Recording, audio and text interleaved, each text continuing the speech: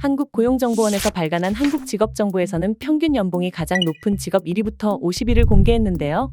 이 중에서 상위권을 차지한 직업은 의사, 변호사, 판검사 등이었습니다.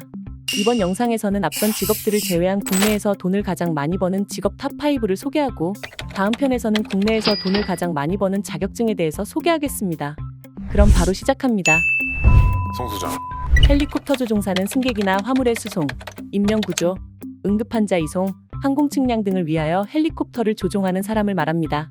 산림청, 해양경찰, 소방청 헬리콥터 조종사의 경우 대개 교대 근무를 합니다. 보통 오전 9시에 출근하여 다음날 오전 9시까지 근무한 후 이틀을 쉬는 식입니다.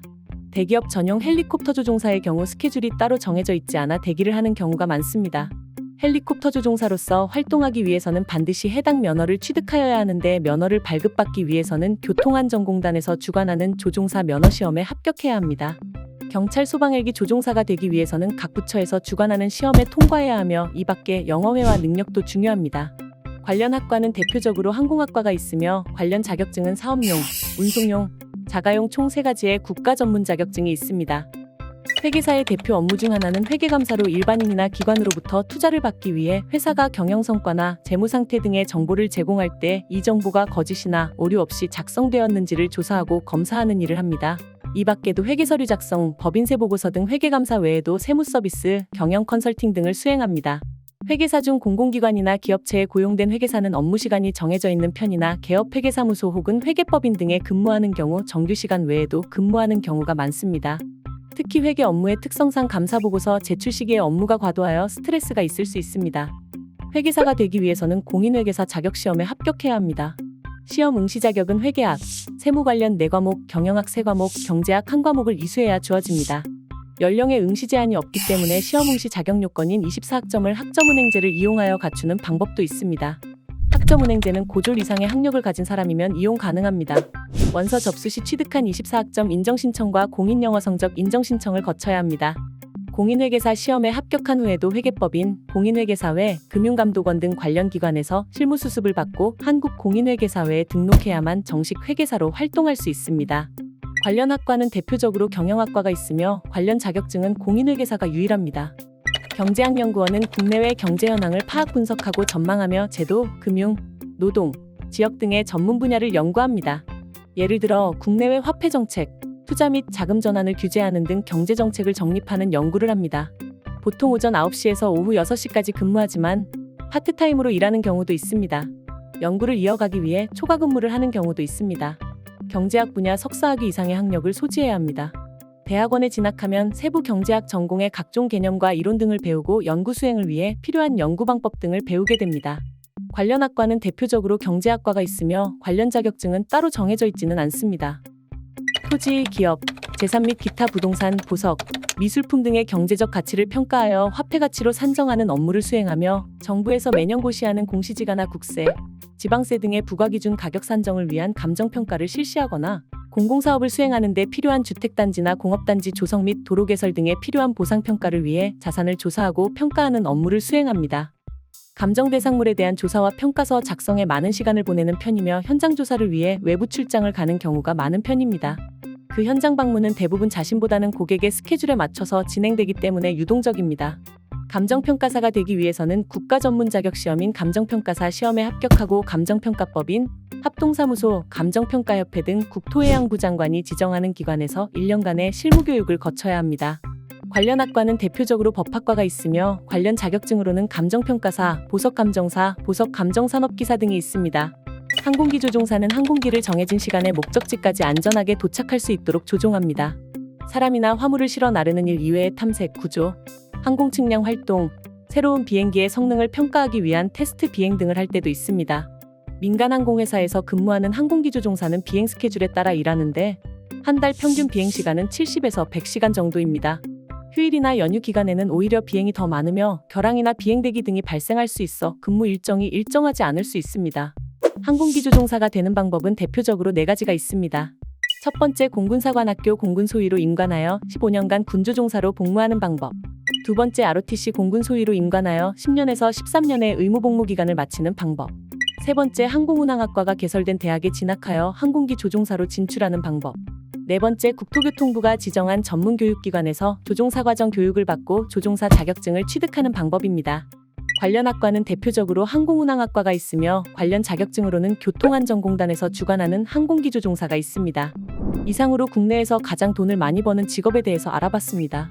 아쉽게 순위에 포함되지 못한 직업 중에는 변리사, 세무사, 방송기자 등도 포함되어 있었습니다. 이전 편에서 예고한 대로 이번 편에서는 국내에서 가장 돈을 많이 버는 자격증에 대해서 소개하겠습니다. 이전 영상에서 소개한 직업과 중복되지 않도록 순위를 선정했으니 이 부분 감안해서 시청해주시면 감사하겠습니다. 국내에서 가장 돈 많이 버는 자격증 탑5 바로 시작합니다. 송수장.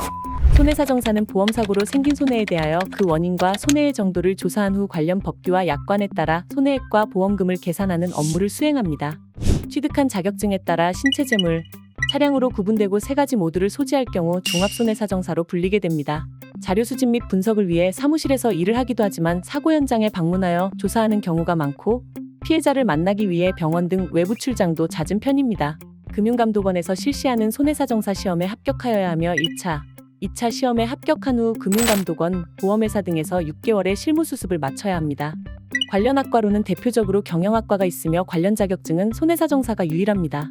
조세에 관한 전문가로 의뢰인을 대리하여 회계장부를 비롯해 각종 납세 관련 서류를 작성하는 등 세무 업무를 대리하는 사람입니다. 대부분의 업무 시간을 사무실에서 보내지만 거래처의 세무대리 업무나 컨설팅을 위해 출장을 가기도 하며 세무서, 국세청 등 관계기관에 자주 방문하게 됩니다. 세무사가 되기 위해서는 세무사 자격시험에 합격해야 합니다. 자격증 취득 후 세무대리 업무를 하고자 할 때는 한국세무사회에서 실시하는 1개월간의 집합교육과 각 세무사 사무소에 배치되어 5개월간의 실무교육을 이수해야 합니다. 관련 학과로는 대표적으로 세무회계학과가 있으며 관련 자격증으로는 세무사, 공인회계사가 있습니다. 소방시설관리사는 소방시설의 점검 및 정비, 유지관리 등 화재 예방을 위한 점검 업무와 감독 역할을 맡게 됩니다. 소방 분야는 산업기사 등급부터 전기기계 2가지 분야로 나뉘며 일정한 경력이 쌓인 후에는 기사 자격증의 상위 자격으로 소방시설관리사와 소방기술사를 취득할 수 있습니다. 소방시설업체나 화재보험협회, 소방안전협회 등에서 일할 수 있고 공무원 및 공기업 채용시험에서 응할 시 가산점을 받을 수 있습니다. 소방시설 점검 관련 창업도 가능해 정년이 없는 유망 직종입니다. 시험에 응시하는 인원은 매년 많지만 합격률이 낮아 희소성이 높은 편입니다. 전문관리 인력인 만큼 소방시설관리사 자격증은 다른 시험보다 응시 자격이 까다로운 편입니다. 소방공무원으로 5년 이상 일했거나 소방설비산업기사 자격을 취득한 후 3년 이상 소방 실무 경력이 있는 자 등 일정 조건의 응시 자격을 갖춰야만 시험에 응시할 수 있습니다. 이 때문에 소방실무에 종사했던 사람들이 제2의 직업, 은퇴 후 직업을 갖기 위해 소방시설관리사에 응시하는 경우가 많습니다. 특허를 받으려는 의뢰인의 아이디어, 기술 설계도, 제품 등을 검토하고 특허청에 특허권을 청구하는 업무가 대표적입니다. 주로 특허사무소의 사무실 내에서 업무를 하는데 근무 시간에 다소 차이가 있지만 특허사무소를 직접 운영하는 경우 일반적으로 초과 근무가 많은 것이 특징입니다. 변리사가 되려면 특허청에서 시행하는 변리사 시험 1차 객관식 시험과 2차 주관식 논술 시험에 합격해야 합니다. 변리사 시험에 합격한 사람과 변호사 자격을 가진 사람은 실무수습을 마쳐야 변리사 자격을 갖게 됩니다. 실무수습은 집합교육 250시간과 6개월간의 현장 연수를 이수해야 합니다. 관련 학과는 대표적으로 법학과와 지식재산학과가 있으며 관련 자격으로는 변리사와 변호사가 있습니다.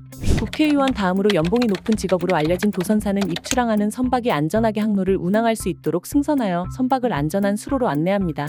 선장 및 항해사는 일반적으로 1일 3교대로 일합니다. 선상이라는 고립된 환경으로 인한 활동의 제한, 선체 진동과 소음 등으로 스트레스는 다소 높은 편입니다. 우선 항해사가 되기 위해서는 교육과정을 이수하고 자격시험을 통과해 항해사 면허를 취득해야 합니다. 항해사 자격은 1급에서 6급으로 구분되어 있으며 6급이 가장 낮은 등급이고 1급으로 올라갈수록 높은 등급입니다. 이렇게 면허를 취득하고 일정 경력을 쌓으면 상위 등급의 시험에 응시할 수 있는 자격이 부여되는데 이것이 도선사입니다. 항해사는 3등 항해사, 2등 항해사, 1등 항해사, 선장으로 승진하고 그 후 6,000톤 이상 선박의 선장으로 3년 이상의 경력을 쌓으면 도선사 시험에 응시할 수 있습니다. 취득 조건이 까다롭고 최소 15년, 20년 이상의 경력이 필요하므로 국내 도선사 자격증 소지자는 약 250여 명 정도로 알려졌습니다. 관련 학과는 대표적으로 해양학과가 있으며 관련 자격은 항해사와 도선사가 있습니다. 이상으로 국내에서 가장 돈을 많이 버는 자격증에 대해서 알아봤습니다. 아쉽게 순위에 포함되지 못한 직업 중에는 행정사, 경비지도사 등도 포함되어 있었습니다. 영상에서 포함된 자격증 중 손해사정사와 소방시설관리자는 국비지원 혜택을 받고 준비할 수 있는 과정입니다.